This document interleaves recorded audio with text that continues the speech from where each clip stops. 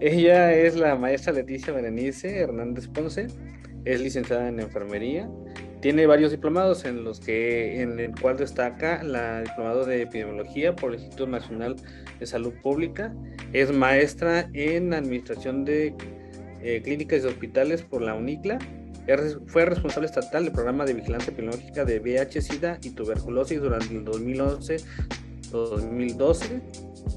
Es enfermera operativa del Hospital Materno Infantil y también está de enfermera operativa del Hospital Civil Fray Antonio Alcalde. Es docente de campo clínico y finalmente, y en lo que sería en la actualidad, tiene acciones de supervisor estatal de enfermería de la OPD de los servicios de salud de Jalisco y aparte es coordinador del programa de prevención de IAS relacionados específicamente al uso de sonda vesical. Bueno, maestra, pues bienvenida. Le cedo la palabra para su excelente participación. Pues muchísimas gracias por la presentación, muy amables. Me siento muy honrada de que me tomen en cuenta para este congreso internacional. Realmente encuentro el tema de la prevención de las IAS muy apasionante. Me gusta mucho la vigilancia epidemiológica, pues también por la formación que he tenido y la experiencia que también tuve ahí en el Departamento Estatal de Epidemiología. Entonces, de alguna forma la vida me regresó otra vez a todo esto que tiene que ver con la prevención de las infecciones y sumado pues a todo lo que como enfermería podemos hacer, que realmente tenemos muchísimo potencial nosotros y creo que somos un eje de cambio que si comenzamos a tomar esto con toda la seriedad que debe de ser, entonces podemos lograr grandes cosas. Y bien, pues los objetivos de esta presentación son estandarizar los cuidados que nos marca las guías de práctica clínica y diversa marco científico con el fin de evitar las infecciones de tracto urinario relacionados al cáncer o sonda vesical, con el fin precisamente de que no se presenten los casos. Y también como último punto, pues implementar las barreras de seguridad que promuevan calidad de atención en nuestros pacientes. ¿En qué momento? Durante la instalación, la permanencia y el retiro del catéter. Además de todo esto, estamos incluyendo un plus que es la detección de casos, o sea, sumado todo lo que hacemos como enfermería, pero trabajando de forma transdisciplinaria con epidemiología y con calidad. Tenemos, y como todos sabemos, las infecciones, las IAS, son aquellas que se presentan en un paciente durante el proceso de asistencia en un centro sanitario. Es importante recalcar que estas infecciones no estaban presentes ni en periodo de incubación al momento de que el paciente ingresó al hospital o al centro sanitario y que pueden incluso manifestarse después del alta del paciente. ¿Cuánto tiempo? Pues esto dependerá de la IA de la que estemos hablando, que puede ir desde las 72 horas hasta un año. Por eso es importante tener perfectamente identificado todo el historial de nuestros pacientes, saber en qué momento fueron intervenidos de alguna forma, tuvieron este proceso invasivo y entonces ir orientando si el padecimiento actual de mi paciente es por una patología no asociada a esa atención o si de alguna forma sí puede estar asociada y entonces comenzar a reportar de la forma adecuada. Bien, pues porque es importante que identifiquemos estas sillas y como les decía, que en su momento se reporten, pues porque tienen una gran relevancia en la salud pública. Y vemos aquí cómo este bichito está ahí devorando a los antibióticos y es justo lo que está pasando. Ese es uno de los grandes problemas que tenemos ahorita, la resistencia a los antimicrobianos y todas las sillas maltratadas pues nos van a causar esta resistencia. De hecho, o sea, el hecho de que se presente una IA ya condiciona a que deba de haber un tratamiento antibiótico, lo cual pues se pudo haber evitado si no se hubiera presentado esta infección, o sea, si no se hubiera dado esta mala praxis. Por eso es que es tan relevante dentro de la salud pública, pues que se prevengan las IAs. También tiene una gran trascendencia social. Esta de la trascendencia social tiene que ver con que le estamos quitando a la población, a una familia, esos años de vida potencialmente perdidos, años de vida saludable. ya sea vividos con discapacidad, cuando quedó alguna secuela de una infección, o definitivamente perdidos por muerte prematura, pero estamos hablando pues que le estamos quitando la oportunidad a la persona de vivir con todo su potencial en esos años, ¿no? Y ahora también tiene un enfoque un tanto político, pues porque también estamos hablando de que grandes inversiones en países extranjeros también voltean a ver cómo está la salud de la población, porque definitivamente una empresa pues no querría llegar a un país en donde tienen sus empleados este riesgo potencial de que enfermen por cualquier razón y al caer en un hospital entonces puedan tener secuelas que los lleven a una incapacidad y con ello pues todo este tema de las incapacidades, de las pensiones y todo esto pues que finalmente representa dinero, entonces tiene más trascendencia de la que nosotros nos imaginamos y con esto pues lo que también es obvio, aumento en la carga económica. ¿Para quién? Pues para el paciente, que algunas veces no está en una institución en donde todo le sea, digamos, pues subsidiado por el gobierno o por la propia, el sistema de seguridad social, sino que tiene que haber ahí una descarga de dinero para atender su salud.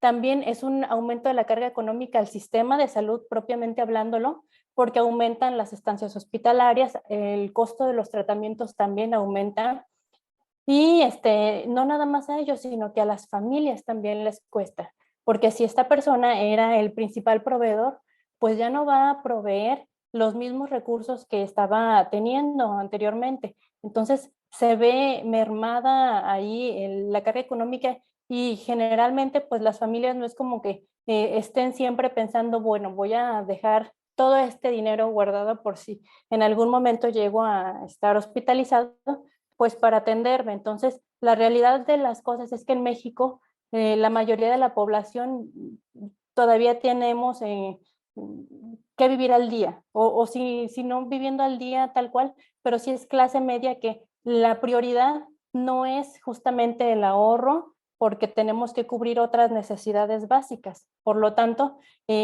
todas estas IAs pues merman en todos estos aspectos. Bien. Ya empezamos a hablar un poco acerca del impacto de las IAs, pero a nivel mundial se estima anualmente hay 1.4 millones de personas que van a contraer una IA. Del 5 al 10% de estos pacientes que ingresan a un hospital van a desarrollar no solamente una IA, sino probablemente 2, 3 o 4 IAs. Este riesgo es hasta 20 veces mayor en habitantes de países en desarrollo como nosotros, aquí en México. Y bueno, lo que ven aquí ustedes en pantalla es el concepto de evento adverso. El evento adverso es producto de una tensión en salud que de manera no intencional produce algún daño al paciente, pudiéndose catalogar como prevenible o no prevenible. ¿Por qué hago referencia a esto? Pues porque justamente las IAs son el evento adverso que se reporta con mayor frecuencia a nivel global, con el 37.1% de todos los reportes. Y bueno, estamos hablando que esto es únicamente de lo que está registrado. Sabemos que tenemos todavía un problema muy grande sobre este sesgo que existe en el registro, sobre todo hablando de eventos adversos, cuasifallas y eventos centinela, porque todavía tenemos un gran miedo a reportar porque creemos que le van a dar este enfoque punitivo y entonces me van a señalar como que yo estoy haciendo mal las cosas, cuando quizá desde los mandos altos y medios puede seguirse trabajando un poquito para que cambie esa concepción, porque lo que queremos lograr pues no es que castiguen a esa persona que tuvo el error, sino enmendar qué fue lo que llevó a ese error para que finalmente ya no se vuelva a producir lo que originó la cuasifalla, el evento adverso o el evento centinela. Y bueno, ¿qué es lo que se ha hecho? Hay una estrategia que desde el 2009 se llevó a cabo en Michigan, en Estados Unidos, en donde participaron, primeramente este fue un proyecto en donde en una UCI se tomó una serie de medidas basadas en evidencia y se adecuó cuando se implementó este paquete o este Care Bundle, entonces hubo un descenso en la tasa de bacteriemias asociadas a catéter venoso central en esta UCI del 0%. Obviamente este trabajo y estos resultados no lo tuvieron en un mes, en una semana, no fue una situación mágica. De hecho, me tocó ahí, me di a la tarea de investigar cómo fue este proceso y justamente el doctor que lo encabezó hablaba acerca de su experiencia aplicando este paquete de medidas.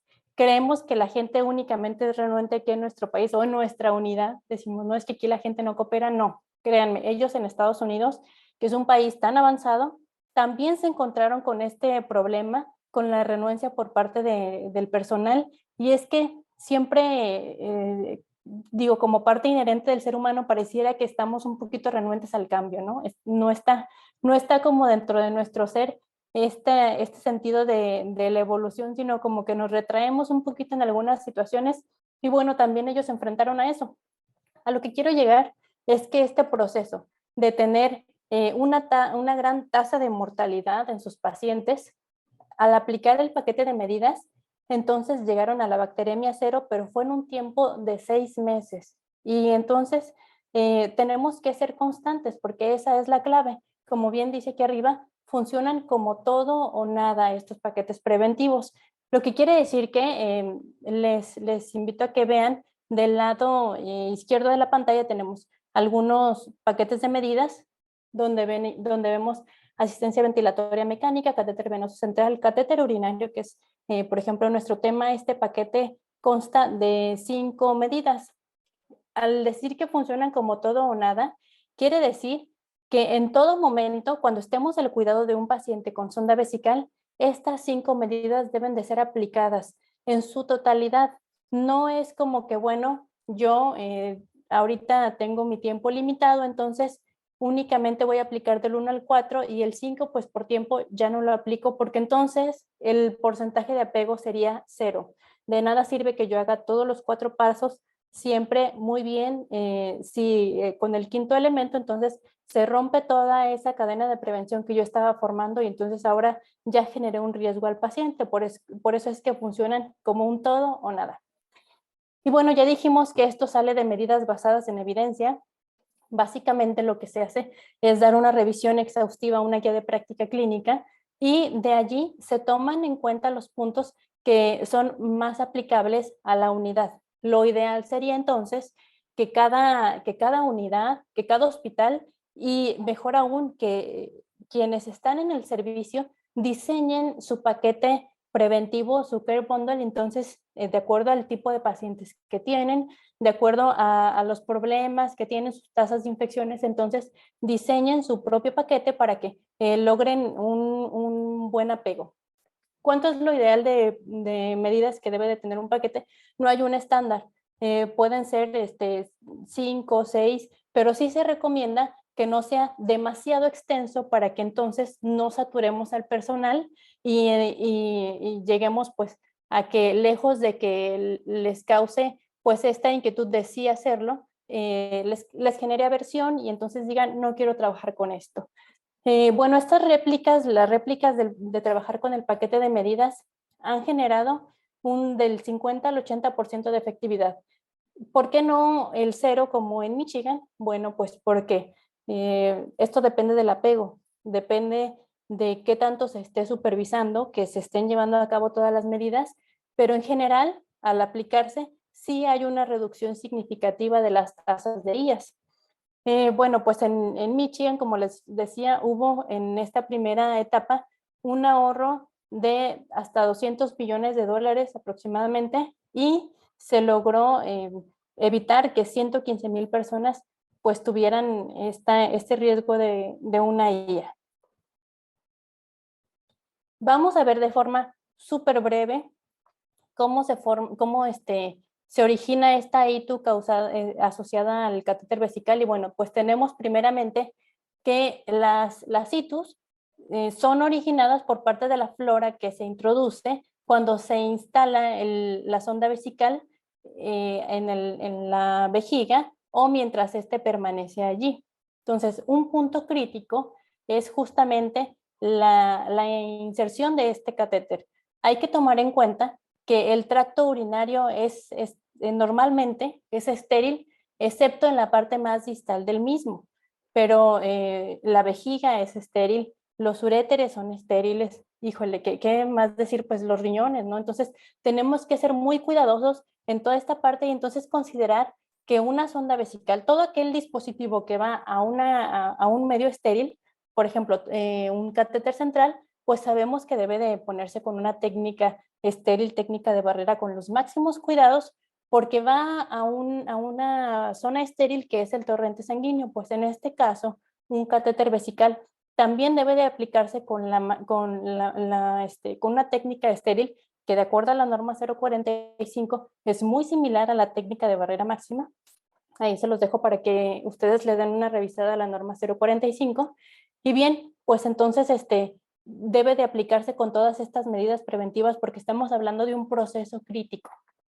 Ahora, tenemos dentro de la triada ecológica, para hablar a grandes rasgos, se deben de dar tres factores, como ya sabemos todos: el ambiente, agente causal y el huésped. Tenemos el ambiente como un factor de riesgo modificable. El ambiente, pues, es todo aquello que rodea a nuestro paciente. Y dentro de ese ambiente nos encontramos nosotros, los trabajadores de la salud. Dentro de aquellos factores de riesgo modificables, que podría ser, por ejemplo, el desconocimiento de la técnica adecuada. Dentro del factor de riesgo que podemos modificar. Entonces podemos modificar nuestra conducta o incluso pues la ignorancia en algunas ocasiones, ¿no? Con una capacitación adecuada. Y dentro de los factores de riesgo no modificables que tenemos es el agente causal, o sea, la presencia de microorganismos, porque sabemos que no podemos esterilizar el mundo definitivamente y que muchos microorganismos se diseminan a través del aire. Entonces, pues sería imposible que nosotros pretendamos que esterilizando todas las cosas vamos a resolver los problemas. Tendríamos que hacer esterilizadores gigantes, pues primeramente para esterilizarnos nosotros, ¿no? Para no causar un riesgo a nuestro paciente. Entonces, eso no puede ser.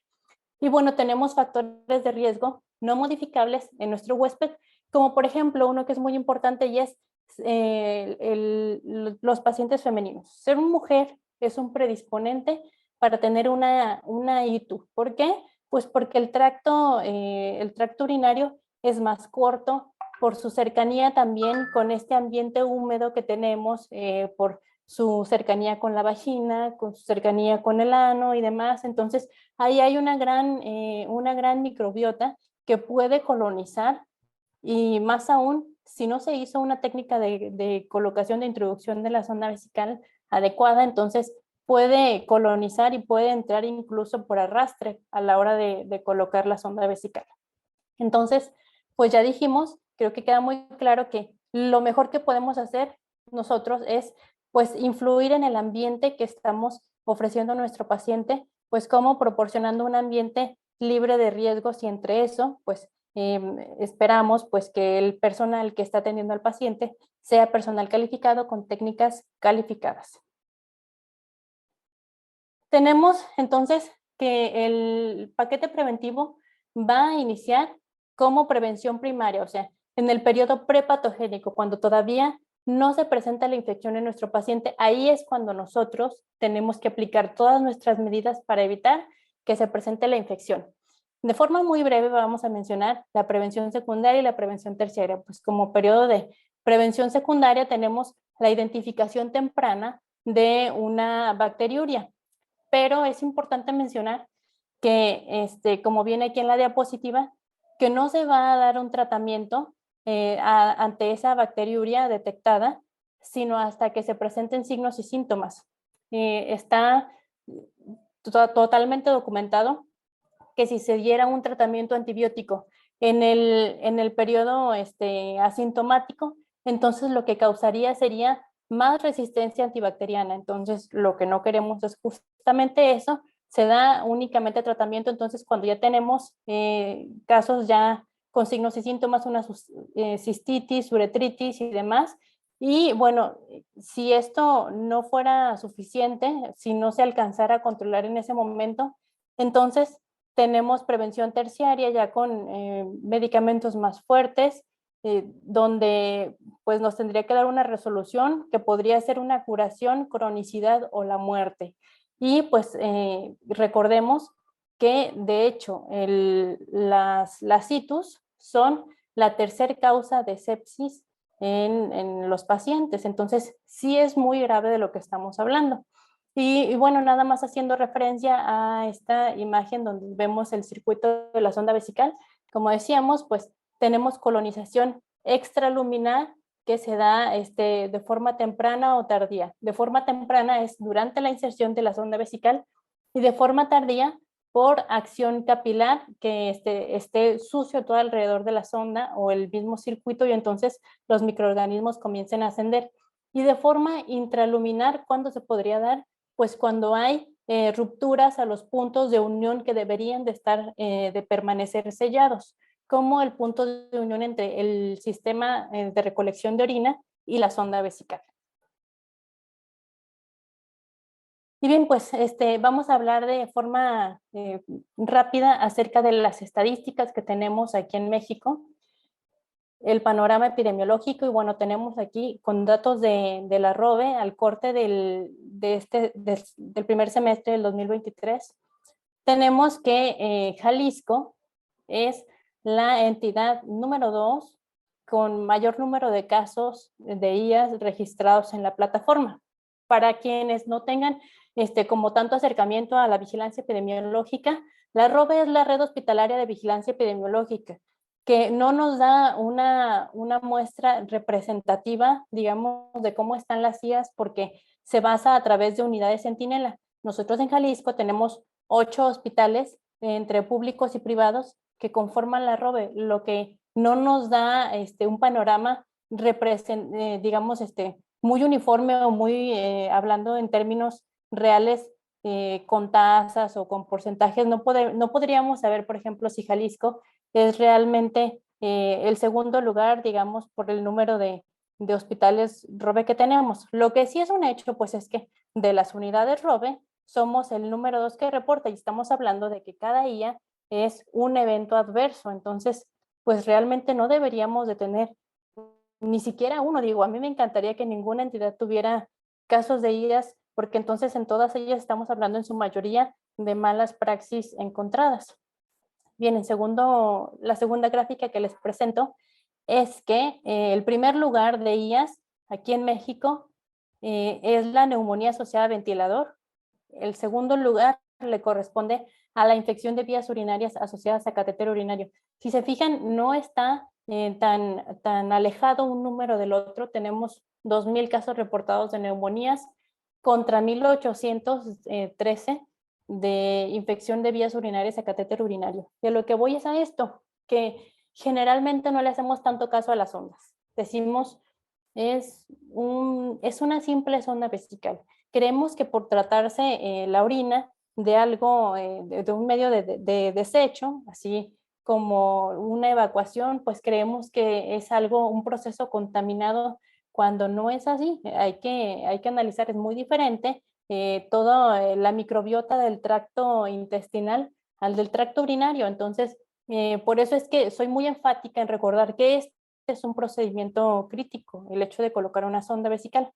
Y bien, pues hasta la misma ROVE nos dice que hasta el 2019, el lugar número 1 aquí en las 10 principales vías notificadas lo tenían precisamente la infección de vías urinarias asociadas al catéter urinario. Y a partir de, pasando el 2019 cambió y se volvió la neumonía asociada al ventilador la número 1. Y este cambio pues puede deberse, si pensamos un poco en las fechas y en lo que ocurrió aquí en el panorama mundial, pues tenemos la aparición de COVID. Y eso, pues, ¿qué trajo como consecuencia?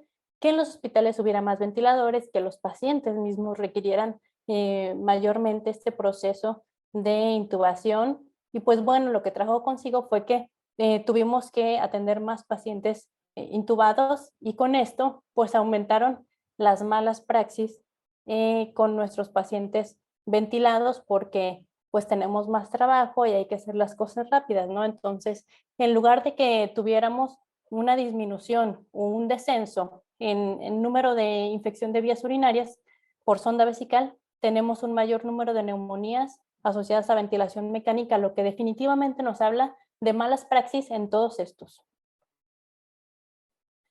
Los servicios notificantes de IAS en la ROVE tenemos en primer lugar a medicina interna, en segundo lugar a cirugía general y después a las terapias intensivas. Esta información es pública. Voy a pasar las gráficas de forma más rápida. Solamente quiero que nos detengamos aquí un segundo. En medicina interna, que ya veíamos en la gráfica anterior, que es el principal servicio que reporta IAS, entonces tenemos como la principal IA reportada la infección de vías urinarias asociadas a catéter vesical y en segundo las neumonías. En terapia intensiva adultos, por ejemplo, tenemos un gran número de neumonías asociadas a ventilador y en segundo lugar, aunque con menos casos, las infecciones de vías urinarias asociadas a catéter urinario. Y bien, tenemos diferentes sistemas de vigilancia. Uno fue la ROVE, en donde, como les decía, únicamente participan unidades centinela y hasta donde tengo investigado y también el mismo propio boletín de la ROVE no nos hace mención a que el IMSS está integrado. Entonces, hay el Sistema Nacional de Indicadores de Calidad en Salud en donde sí entran todas las instituciones y aquí tenemos únicamente este es un panorama acerca de las unidades del OPD Servicios de Salud Jalisco y hablando de Jalisco específicamente, vemos cómo concuerda todo este panorama epidemiológico que yo les mostraba con las IAS que se reportan. Y tenemos en primer lugar las neumonías asociadas a ventilación mecánica y en segundo lugar la infección de vías urinarias asociadas al uso de sonda vesical.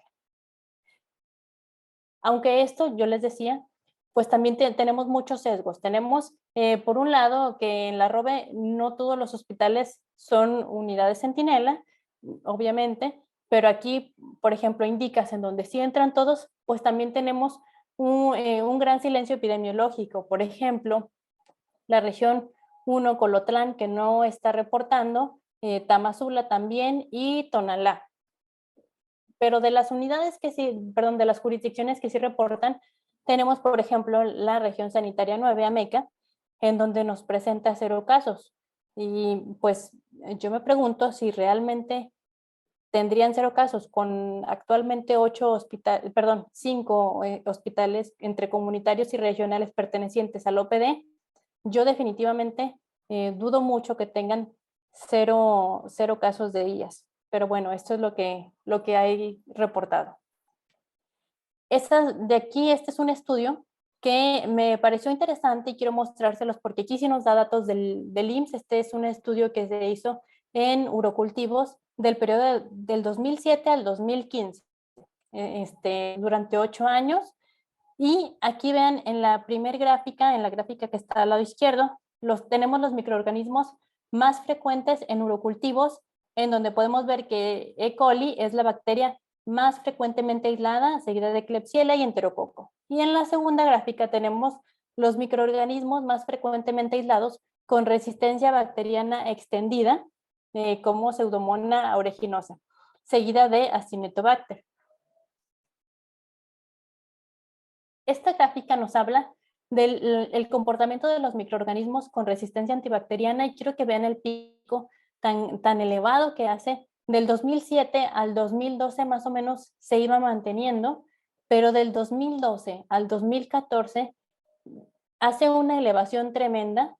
Estamos hablando que aproximadamente en 2 años se fue a más del triple el número de resistencia antibacteriana extendida y tenemos ya microorganismos multiresistentes, donde igual podemos ver este pico tan elevado. Si se fijan, la línea de abajo, el azul, es de la gráfica que les presentaba hace un ratito con resistencia extendida, pero tenemos microorganismos multiresistentes como la Pseudomonas aeruginosa y tenemos con este pico todavía muchísimo más elevado del 2012 al 2014. O sea que, y estamos hablando que ya esto fue hace años, la resistencia antibacteriana ahorita seguro está todavía si la estudiamos, muchísimo más elevada que lo que nos mostraba esta gráfica de un solo hospital del IMSS. ¿Por qué es importante y quería mencionarles esto? Pues lo mismo que les platicaba al principio de esta presentación. Tenemos algunos ya patógenos que son prioritarios para la creación de nuevos antibióticos. En el 2022, la OMS publicó esta lista en donde tenemos, por ejemplo, ya a Cinetobacter baumannii, la Pseudomonas, y tenemos el enterococo. ¿Por qué hago mención de estos tres? Pues porque son los que se aíslan más frecuentemente en los urocultivos. Todos estos nos dan problemas con brotes en los hospitales, entonces mucho ojo con todos estos y con la resistencia a los antibióticos que tenemos. Y bien, pues ¿qué se ha hecho entonces? En el plano internacional hay gran evidencia documental en donde nos habla de buenas prácticas, pero también en México tenemos mucho de dónde echar mano. Y bueno, tenemos que en el 2006 salió el Código de Ética para Enfermeras y Enfermeros en México, en donde nos insta a tener adecuadas prácticas. Yo les recomiendo que le den una ojeada también porque está sumamente interesante todo lo que como enfermeros éticamente estamos obligados a realizar, las mejores prácticas para atender a nuestro paciente, pero también entre nuestros compañeros tenemos que evitar poner en situaciones de riesgo a nuestros mismos compañeros. Tenemos entonces, pues que en el 2005 se expide, sale ya publicada la norma oficial mexicana 045 para la vigilancia epidemiológica, prevención y control de las infecciones nosocomiales, en donde ya nos hace mención acerca de la prevención de infección de vías urinarias relacionadas al uso de sonda vesical y nos da unos puntos muy específicos que tienen que cumplir el circuito cerrado. Por ejemplo, nos dice que se tiene que manejar un circuito cerrado que tenga una válvula para toma de muestras, que tenga un puerto para la salida, la recolección de la orina, y nos dice pues que también debe de tener una válvula antirreflujo. Recordemos que la norma 045 nos da todo aquello, nos da estándar, lo mínimo que debemos de cumplir como personal de salud. Entonces, nuestros kits para sonda vesical podrían ser sistemas prefabricados, prearmados, cerrados. Claro que sí, mientras cumplan esos tres mínimos criterios indispensables que nos marca la norma 045, está perfecto, pero no nos podemos bajar de ahí. ¿Qué otra cosa nos marca la norma 045? Pues dice que la sonda vesical se debe de colocar con técnica estéril. Y entonces vuelvo a comentarles, busquen en la norma 045 la definición de lo que es la técnica estéril y es muy similar, por no decirles igual, a la técnica de barrera máxima.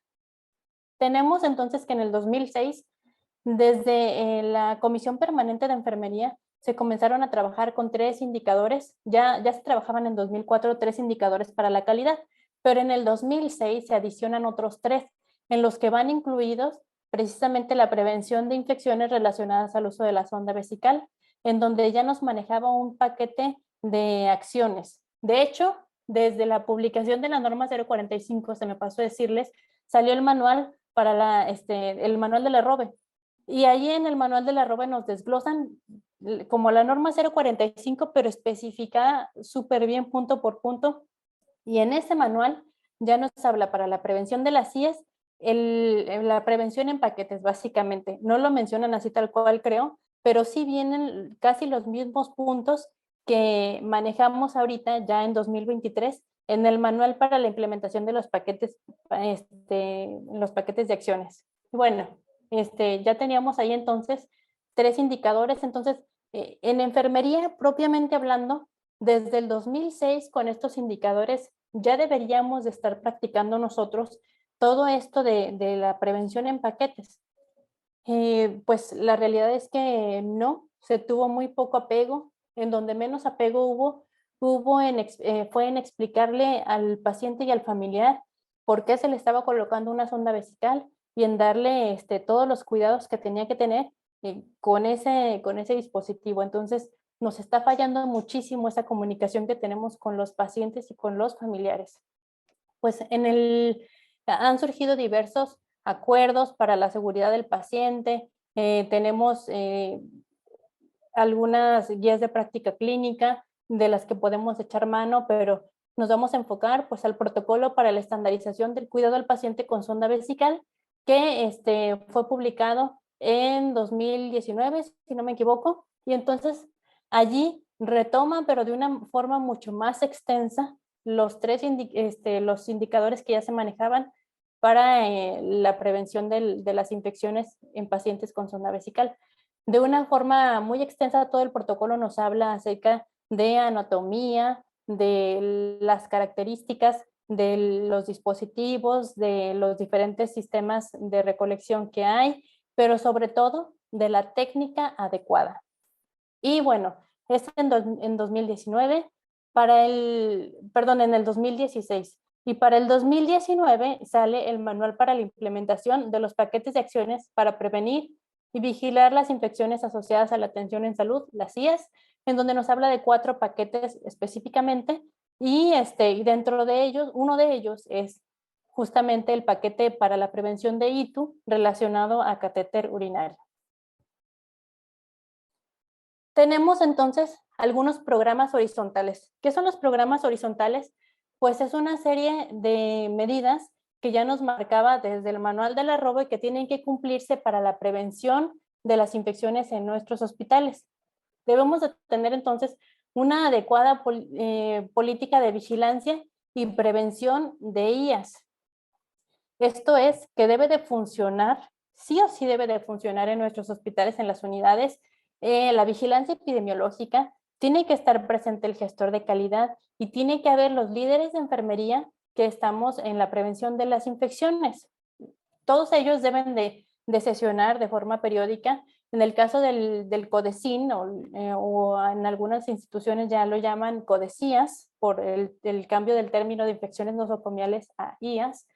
Entonces, independientemente de esto, este comité debe de sesionar mensualmente, o si se tuvieran excelentes prácticas y se diera que por ese buen manejo que tienen en el hospital pueda recorrerse estas sesiones cada 2 meses, pues también es factible, pero lo ideal es que se realice cada mes la sesión de CODECIN y la sesión de COCACEP al menos cada 6 meses al menos, en donde se pueden tomar políticas internas acerca de los insumos y acerca de algunas prácticas, y pues las decisiones que se toman en COCACEP sobre todo, pues al ser un órgano colegiado prácticamente, se toman con gran peso. O sea, si se toma una decisión en el seno del COCACEP, perdón, esa no puede ser debatida pues por cualquier auditor que venga, porque obviamente ya pasó por todo un proceso de validación y pues con la aprobación del director. Lo que hace tan importante esto es que a veces nos cuesta involucrarnos en este tipo de comités y es súper importante que lo hagamos porque luego tenemos este problema de que estamos peleando, que enfermería sí quiere acatar la orden, pero luego nos dicen, sí, pero es que yo lo hago y el médico me dice que no, que estamos mal. O no solamente el médico, cualquier otro profesional llega y hace alguna cosa diferente. Y entonces no hay una unificación de criterios, cada quien hace pues lo que cree conveniente. Y pues bueno, la importancia de esto es que al surgir esta política y estas decisiones tomarse en COCACEP, donde pues el director es prácticamente el responsable de este comité, pues entonces se unifica y ya no existe este problema de que cada quien haga lo que quiera, porque al venir una orden vertical, pues entonces todos la acatan, y la realidad que hemos visto que esto ha funcionado mucho. Y bueno, es importante entonces que esté esta vigilancia y prevención ya bien establecida, que haya un programa de higiene de manos ya también muy bien trabajado, muy bien estipulado, en donde el personal pues ya haya desarrollado esa madurez de no sentirse acosado cuando se le está evaluando, están haciéndose estudios de sombra y demás. Pero también es súper importante que junto con la higiene de manos, este programa que ya esté bien establecido, esté el programa de agua limpia y segura. Y esto es importante, pues bueno, aparte de que viene marcado en la norma 045, que así debe de ser y debemos dar cumplimiento a la normatividad, pues digo, podríamos lavarnos perfectamente bien las manos, pero si estamos haciéndolo con agua de dudosa calidad, entonces pues poco serviría nuestro proceso.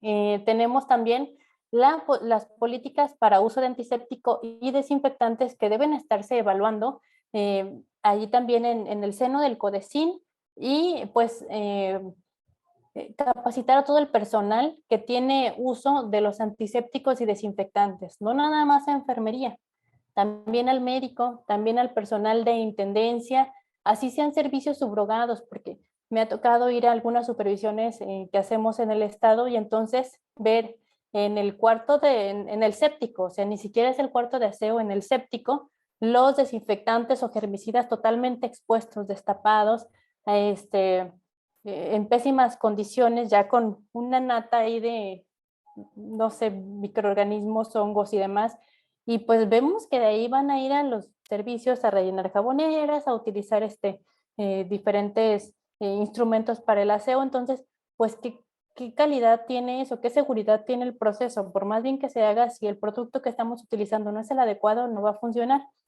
Y justo también esto es importante porque, bueno, vemos que en algunos hospitales tenemos desinfectantes de alto nivel y creemos, porque suena tan sofisticado eso, pues que el personal de aseo nos puede hacer un exhaustivo, por ejemplo, en un quirófano con el glutaraldehído, cuando su forma de acción es muy diferente a no es por tocar superficies, sino que funciona a través de la inmersión. Por eso es importante que entonces todos los antisépticos y desinfectantes pasen a través de CODECIN y que epidemiología, como lo marca la norma 045, capacite a todo el personal para que sepan en qué momento, en qué concentración se debe de utilizar cada uno de ellos.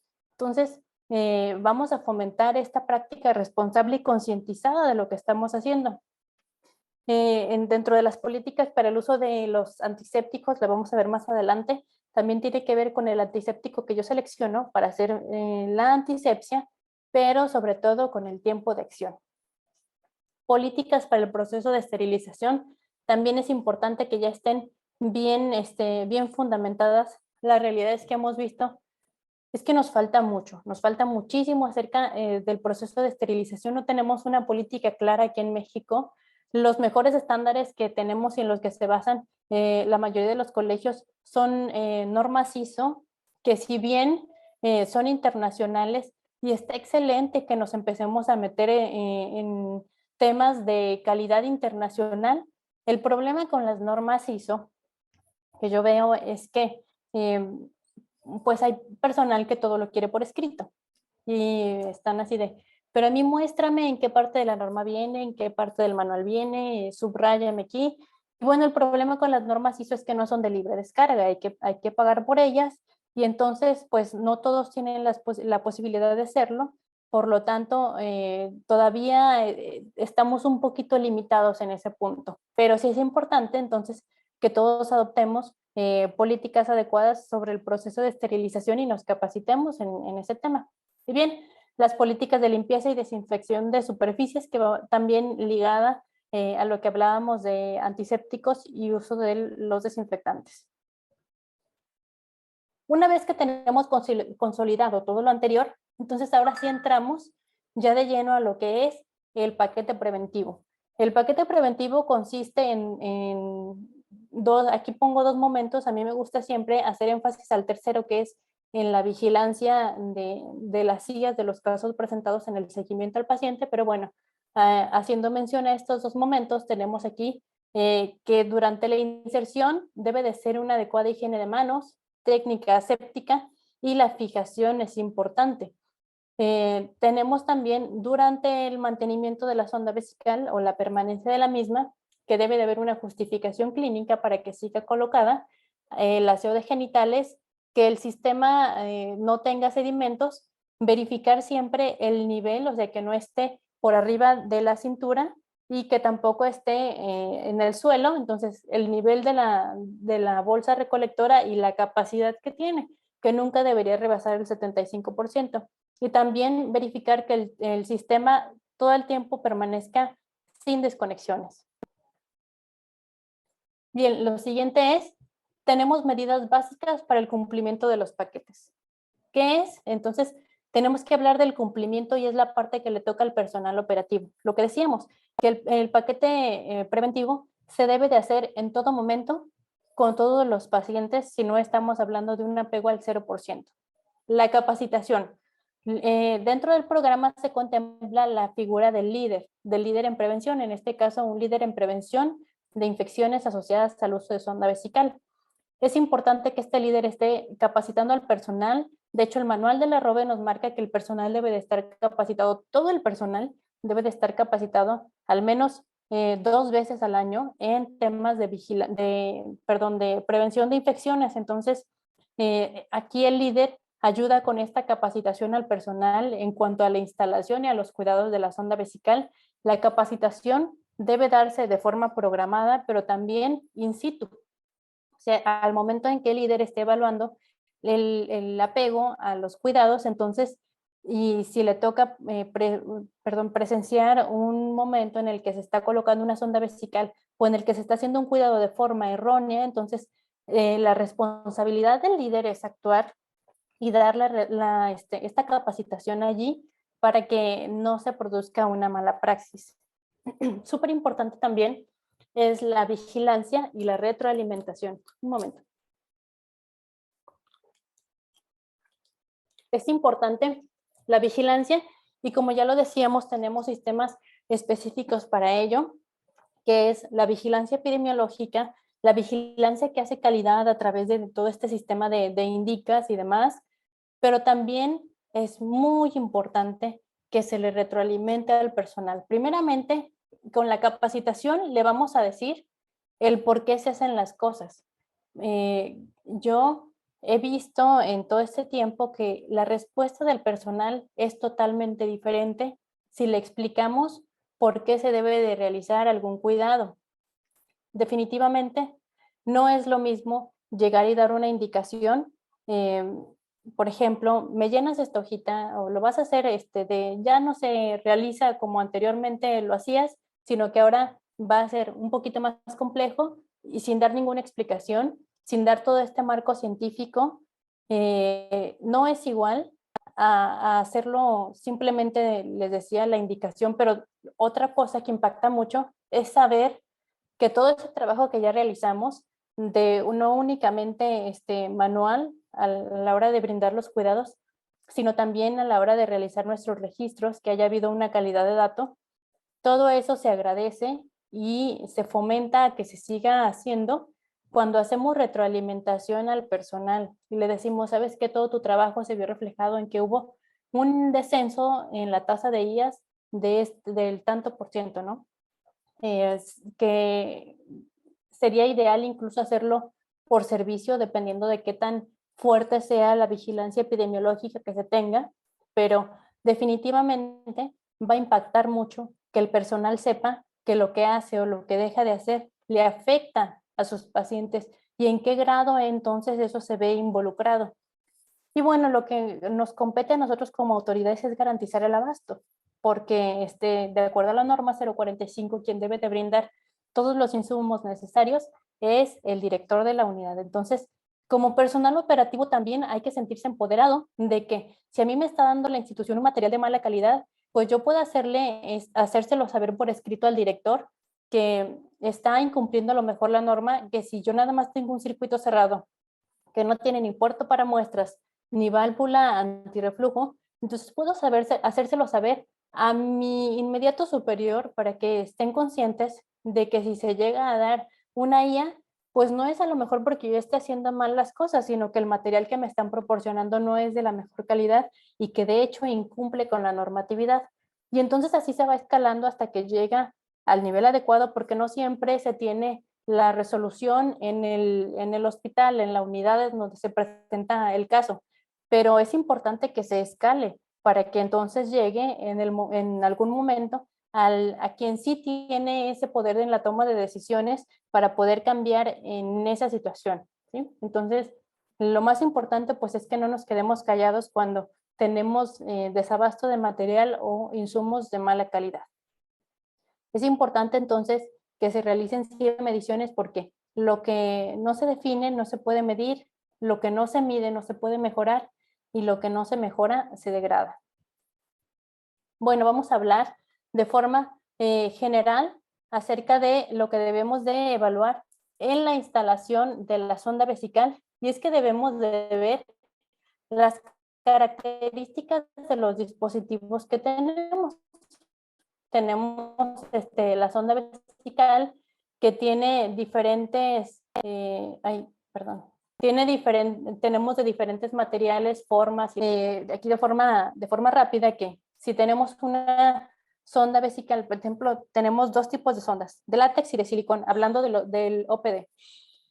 ¿A qué pacientes les vamos a poner una u otra? Pues bueno, si tengo una maternidad en donde se espera una estancia hospitalaria corta, en donde las sondas vesicales no se dejan por más allá de 24 horas, digamos, pues no vamos a poner una sonda de silicón porque es muchísimo más costosa y el recurso siempre es limitado. Entonces, preferentemente a esos pacientes en donde se prevé una estancia del dispositivo, una permanencia del dispositivo corta, entonces se colocaría una sonda de látex. Lo ideal sería que para todos fuera de silicón, pero haciendo esta evaluación consciente pues del insumo y haciendo este uso racional, pues entonces lo utilizaríamos así. ¿A qué tipo de pacientes le dejaríamos entonces las sondas con silicón?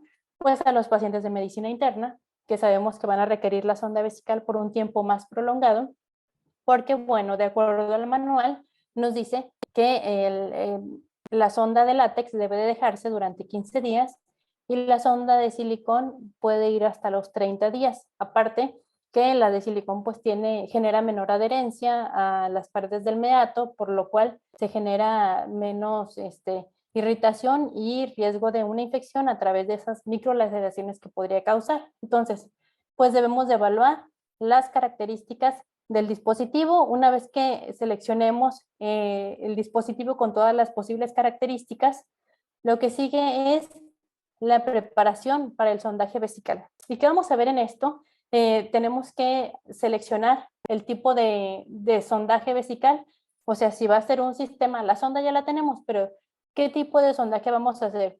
Si una recolección con sistema abierto o con sistema cerrado. Prepararemos todo el material que requerimos, que es estéril, y como ya decíamos, vamos a hacer una técnica estéril o de barrera máxima, por lo tanto, requerimos campos, hacer un lavado de manos adecuado, necesitamos que todo nuestro material esté estéril y de preferencia un sistema prefabricado. Debemos también de preparar la unidad de nuestro paciente. Quiere decir que si está no está en un cuarto aislado, si está en una sala, entonces vamos a tratar de que esté lo más limpio posible, cerrado de preferencia, si tiene cortina, pues entonces cerrar allí para que se garantice que haya la menor circulación de aire, porque pues el aire arrastra los microorganismos. Tenemos también en la instalación del dispositivo que hay cuidados específicos en este punto. Y bueno, los cuidados específicos es higiene de manos, aplicar esta higiene en los 5 momentos. Después tenemos la higiene del paciente, que tenemos que bañar al paciente, y si no es posible que el paciente se bañe, entonces al menos que se realice el aseo de genitales.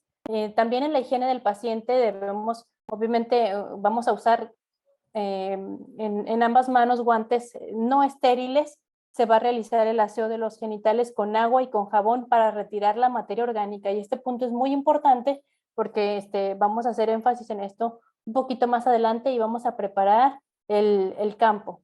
¿Qué incluye preparar el campo? Es pues la colocación del gorro y el cubrebocas, abrir la envoltura primaria del equipo, del material estéril previamente preparado, si en Selle se hizo este paquete porque no tenemos un kit prefabricado, y vamos a verter solución antiséptica en un recipiente. Esto lo vamos a hacer para la antisepsia. Entonces, como aquí vemos en los dibujos, tiene un sentido esta antisepsia que será de acuerdo al género del paciente, y una vez que se realice la antisepsia, entonces se realizará nuevamente, se retiran esos guantes, se realiza higiene de manos con agua y con jabón, nos colocaremos una bata estéril y se colocará el primer par de guantes estériles en ambas manos. Ya después vamos a comenzar a preparar nuestro sistema para hacer el armado en el caso de que venga en un kit que no sea prefabricado. Este punto es importante. ¿Qué antiséptico es el que voy a utilizar? Seguramente ustedes conocen a más de alguno de los que vemos aquí. Quiero que vean que pues la realidad es que la mayoría de estos no está indicado. Aquí vemos un extracto de una investigación acerca del cloruro de benzalconio. Lo menciono porque generalmente todos creemos que el jabón quirúrgico o el cloruro de benzalconio es la mejor opción para realizar una antisepsia. De hecho, me ha tocado ver que el isodine o la iodopovidona está totalmente penalizada, casi satanizada, cuando la Comisión Permanente de Enfermería en el protocolo para la instalación de sonda vesical nos habla que de hecho es uno de los mejores antisépticos que tenemos. Si se fijan acá en la tabla del lado derecho, tenemos el cloruro de benzalconio como un desinfectante de bajo nivel. Ojo, la diferencia entre un antiséptico y un desinfectante es que el desinfectante se utiliza en superficies por el grado de toxicidad y el antiséptico sí puede utilizarse en piel. Entonces, el cloruro de benzalconio, para empezar, nos lo mencionan en la Comisión Permanente de Enfermería como un desinfectante que lesiona la membrana celular y su nivel de desinfección es muy bajo. Por el contrario, tenemos acá la clorexidina, el gluconato de clorexidina y los compuestos yodados. En el caso del isodine, que es el que tenemos con mayor frecuencia en nuestras unidades, entonces este es un antiséptico de nivel intermedio.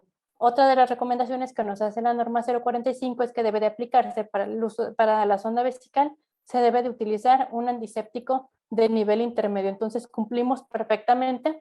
Lo que sí es importante y quiero resaltar es que los antisépticos, la mayoría, se inactiva ante la presencia de materia orgánica. Por lo tanto, es fundamental que no nos saltemos el paso previo, que lo vimos en la diapositiva pasada, que es la higiene de genitales con agua y con jabón. Y esto es para llevarnos toda la materia orgánica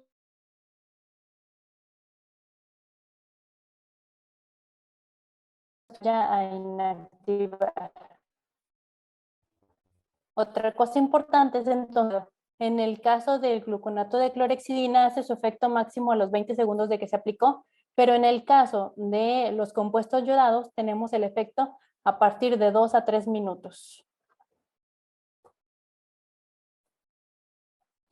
En cuanto a la inserción de la instalación del dispositivo, pues la inserción debe de realizarse con la técnica adecuada, que será de acuerdo al sexo del paciente. Se tiene que dejar esperar, como decíamos, el antiséptico el tiempo recomendado.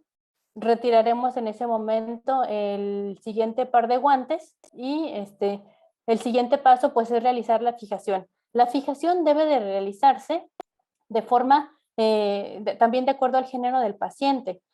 Y vean aquí, pues, ejemplos clarísimos de cómo no se debe de fijar una sonda vesical y es esta gran tela adhesiva que, pues, no favorece para nada la ergonomía de nuestro paciente y por el contrario, pues, podría provocar que en algún momento esta tela incluso se vaya desgastando y que la sonda, por el propio peso de la bolsa vesical, comience a jalar y entonces pueda incluso salirse la sonda vesical con todo el globito inflado, lo que sería en definitiva muy traumático para el paciente.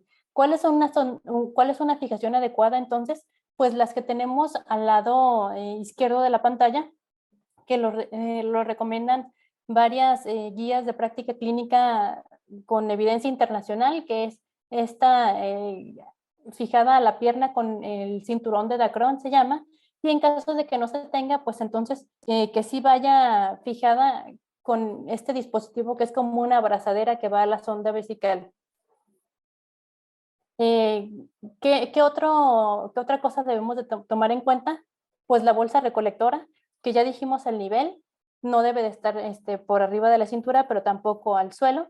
Y una de las cosas más importantes es hacer el registro adecuado de todos los pasos que hicimos. Tenemos una hoja de seguimiento para la sonda vesical, que es un formato estandarizado, en donde se deberá de colocar en la parte que está circulada todos los datos de la sonda que se acaba de instalar, no a las 24 horas, no a las 12, no a las 6, no cuando yo me acuerdo, sino una vez que finaliza la instalación, en ese momento debe de realizarse toda esta recolección de datos. Para el mantenimiento, entonces, lo que ya veíamos, debemos de ver si todavía está justificado clínicamente que la sonda siga allí colocada. Debemos de verificar que se le realicen todos los cuidados al paciente, lo que compete a la higiene de genitales, que se le está explicando por el porqué de la sonda vesical. Los cuidados a la sonda, pues es verificar que esté limpia, que esté adecuadamente fijada, que no tenga ruptura en los puntos de unión, y los cuidados al sistema de drenaje, que también eran los que ya veíamos, que no debe de tener sedimentos, y pues garantizar que en todo momento la técnica sea adecuada. Otro punto que vemos aquí, que es importante, es que jamás debemos de tomar una muestra de orina como se ve en esta imagen, por inocente que parezca, y es que luego debemos de ser juiciosos con lo que nos encontramos en internet, y hay un sitio en donde nos recomienda que, bueno, al tener una sonda vesical, la muestra se tome directamente aquí de donde hacemos el vaciado, y pues jamás debe de ser esa forma, porque entonces nos arriesgamos a que esa muestra salga contaminada. También en los cuidados del mantenimiento deben de registrarse en el formato estandarizado adecuado, que es realizar un registro cada 24 horas de si se cumplió o no con lo que estamos evaluando. En el mantenimiento también debemos de evaluar el cambio del circuito cerrado, si hay algún dato en la sonda vesical o en el sistema de drenaje que nos pueda indicar una colonización. En cuanto a la manipulación de la sonda vesical, únicamente debe de ser para toma de muestra de urocultivo del puerto adecuado con una técnica adecuada, y puede manipularse también por una irrigación vesical, pero eso es un poquito menos común que lo veamos. Es importante señalar que incluso para el urocultivo, aunque haya un puerto, debe de hacerse con técnica estéril. Para ello requerimos también material estéril. Para el retiro del dispositivo, tenemos aquí entonces que de igual forma se debe de preparar la unidad del paciente, así como a la hora de la instalación, que procuramos darle privacidad y hacerlo de la forma más adecuada posible. Pues lo mismo a la hora del retiro. Importante mencionarles que la sonda vesical ya no está indicado el ejercicio, esta práctica de pinzar la sonda vesical, sino que ahora lo ideal es que en cuanto se dé la indicación de que se retire la sonda, sea en ese momento extraída de nuestro paciente, para evitar añadir más riesgos a una IA. Entonces, lo que haremos posteriormente será recomendarle a nuestro paciente que realice ejercicios de suelo pélvico o ejercicios de Kegel, y ha demostrado tener mucha eficacia también. En cuanto al seguimiento, ya lo veíamos, pues es importante que hagamos una detección clínica de los casos sospechosos, y lo más importante es que si vamos a referir a nuestros pacientes a una unidad de salud de primer nivel para darle seguimiento, siempre seamos muy reiterativos en que si el paciente tiene fiebre, ardor al orinar, incomodidades, entonces todo aquello que nos indique que pues, se puede tratar de una IBU, vaya a su unidad de salud, pero que les comente que tuvo una sonda vesical. Si estamos todavía en tiempo, dentro de las 72 horas siguientes al retiro de la sonda vesical, pues podemos reportarla. Si así nos da los datos clínicos, entonces se puede reportar como una IAS. Esto también definitivamente le sirve como retroalimentación al hospital que está presentando estos casos. Y bueno, finalmente les voy a presentar de forma muy breve que todos estos cuidados deben de evaluarse. El líder debe de presentar al seno del CODECIN estas estadísticas, el porcentaje de cumplimiento obtenido en cada uno de las acciones nosotros vemos que en general en el OPD en Jalisco, las acciones que menor porcentaje de apego tienen es la higiene genital diaria y la evaluación de ausencia o presencia de IBU en las notas de enfermería. Hacemos notas de enfermería muy pobres y generalmente la acción que menos realizamos es la higiene genital. Todo esto, bueno, pues tiene que concordar, perdón, porque ya veíamos, nosotros evaluamos la presencia de las IAS a través de la vigilancia epidemiológica, a través de calidad, pero si yo como líder digo que estoy realizando todas las acciones, pues entonces ahí hay una discordancia, entonces debe de ser coherente lo que estoy diciendo que realizo, si cumplo con todo mi paquete preventivo, entonces eso obviamente va a verse reflejado con la disminución de la tasa de IAS que tenga. Bueno, ya nada más para concluir con esta presentación, quiero platicarles de forma súper breve lo que hemos hecho en el programa aquí en Jalisco, y es que teníamos el diagnóstico situacional cuando tomé el programa, que fue en noviembre del 2022, fue que teníamos únicamente el 44% de los hospitales del OPD reportaban adecuadamente. De este 44% de unidades, la mitad nos mandaba información cualitativa, lo que no nos generaba mucho sesgo porque en realidad el reporte debía llenarse de forma cuantitativa. Teníamos también una ausencia de participación de las regiones más grandes, que eran la zona metropolitana, incluidas también la región 5 y la región 8, aquí en Puerto Vallarta. Y teníamos actividades de vigilancia aisladas, que era que no trabajaban en equipo, enfermería, epidemiología y calidad. Eso hablando en el estado, ¿no? Eso fue lo que me encontré en el estado. Pero ¿qué encontrábamos en las unidades? Que la mayoría de las unidades no tenía un líder en prevención de IAS. Solamente algunos tenían esa figura. Y esos pocos líderes que había no conocían ni siquiera el programa, no sabían que el programa salía del protocolo que creó la Comisión Permanente de Enfermería, ni los jefes de enfermería conocían este protocolo. Entonces, pues, ¿qué esperar que el programa, perdón, que el personal operativo pues conociera las acciones y todo lo que involucra una adecuada colocación de una sonda vesical? También teníamos en las unidades trabajos muy independientes del gestor de calidad, del epidemiólogo y del líder. También otra de las deficiencias es que no teníamos ausencia de capacitación al personal operativo y pues por ende teníamos técnicas súper inadecuadas. ¿Cuáles son las líneas de acción que hemos seguido? Entonces, ha sido capacitación. La capacitación no es el fin, sino es el medio. Es la forma de llegar a un punto determinado y entonces hay que seguirla fomentando. Capacitación a líderes y jefes. Entonces, lo que hago en el programa es seguimiento mensual telefónico o por correo electrónico de todos los reportes que me mandan. Los reviso minuciosamente y entonces hacemos retroalimentación a cada líder. También se dan, cada que hay cambio de jefe en algunas unidades o en región sanitaria, se le da inducción allí en el departamento estatal para que conozca el programa y sepa cuál es la parte en donde va involucrado su trabajo. También realizamos una reunión de trabajo con los líderes del programa y los jefes de enfermería para darles a conocer el protocolo y entonces saber en el terreno en el que estamos parados, pero también propiciar a que empiecen a crear proyectos de mejora.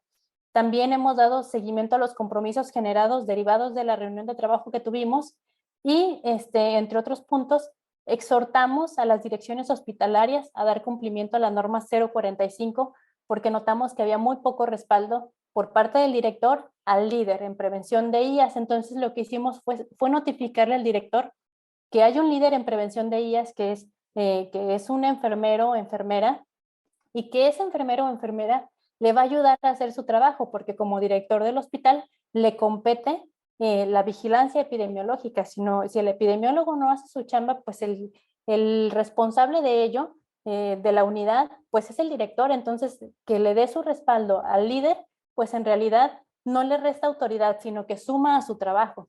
Entonces, también tuvimos muy buena respuesta porque a través de esa exhortación que se dio de manera por oficio a los directores, se reactivaron los CODECIN y se reactivó y se permitió que el líder de programa entrara a las sesiones y entonces que tengan una participación muy activa ahí. Hemos visto grandes resultados que definitivamente esto no es nada más mi trabajo, sino el trabajo de todos los líderes, porque ellos son los que van a las unidades y hacen todas estas actividades de capacitación a los operativos. Sumando a esas capacitaciones, desde junio del 2023 comenzamos con un curso virtual de prevención de IAS con enfoque transdisciplinario que está disponible en la página de CIEP, es totalmente gratuito, es interinstitucional y pues las cifras del primer ciclo, el primer ciclo únicamente tuvimos 1,800 registrados, ese fue el alcance, 80% de este personal fue de enfermería, de 13 estados de la República, no nada más de Jalisco, sino que en otros estados estuvo teniendo difusión el curso de varias instituciones y pues bueno, nos da mucho gusto. Sigue todavía abierto en plataforma y va a estar ahí reproduciéndose en CIEP hasta diciembre por si gustan tomarlo. Hablo también, tengo una participación acerca de ellas en sonda vesical, pero de una forma mucho más extensa, porque definitivamente el tiempo siempre apremia. Y bueno, los invito a que se registren y a que disfruten de todas las ponencias. Está realmente muy interesante. Y bien, me quedo con esta frase que dice, nunca dudes que un pequeño grupo de personas comprometidas pueda cambiar al mundo. De hecho, es lo único que lo ha logrado. Los animo a que si en su hospital no tienen todavía este apego al programa, pues ustedes sean el agente de cambio y que si ya lo tienen, que si ya comenzaron con esta prevención en paquetes, pues continúen fortaleciéndola a través de programas de mejora continua. Nunca está de más aportar un granito de arena. Muchísimas gracias.